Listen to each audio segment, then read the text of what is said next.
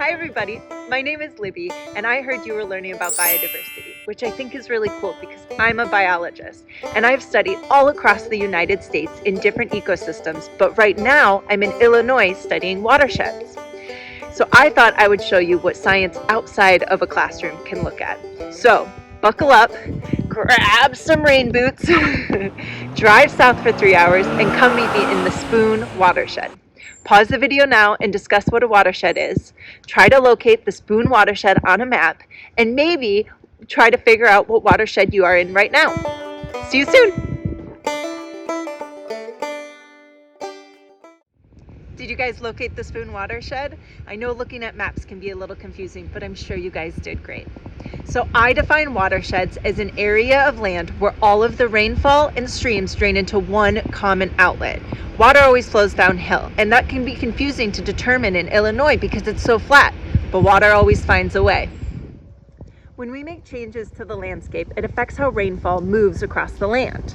As water works its way through the watershed, it picks up litter, debris, chemicals, fertilizers. Runoff is a major source of water pollution. These chemicals can deplete oxygen in the streams, while tiny microbes such as algae can absorb these pollutants, and over time, these toxins build up through the food chain. For work, I come out to these streams, I take some measurements, collect some water samples that will be tested for a cocktail of chemicals, and over time, it'll tell us what these developmental and agricultural practices put into the system. I'm a small piece of a very large puzzle. I work with many biologists that study fish, plants, some follow around animals, and we gather all the abiotic and biotic information and over time, year after year, we can follow the changes to the landscape and determine the health of these watersheds. Anytime there's a change to the natural landscape, whether it be agriculture, construction, deforestation, these all affect biodiversity. Biodiversity is built on 3 pillars: ecosystem, species, and genetic diversity. Imagine taking a string and wrapping these 3 pillars around and around and around. Every circle you make, the stronger and more resilient the system becomes. Every link in the chain and every connection that's made between organisms provides stability in the greater scope of the ecosystem. Do you guys know what surrounds a lot of the streams in Illinois? Farms do. So let's take a look at what that does. The visual effects to the environment are easy to see. Look at the diversity of plants, at how dense the underbrush is, and how many trees there are. These plants hold the soil together to provide stability to the stream bank and slow erosion. They also provide food and shelter and breeding grounds for animals. But not far from the stream bank is a farm field. You can see how drastic the change is. We have learned to keep trees, shrubs, and grasses along the edges of fields to make a conservation buffer. This buffer will help absorb and filter nutrients before they enter the water. These anthropomorphic changes affect plants and animals.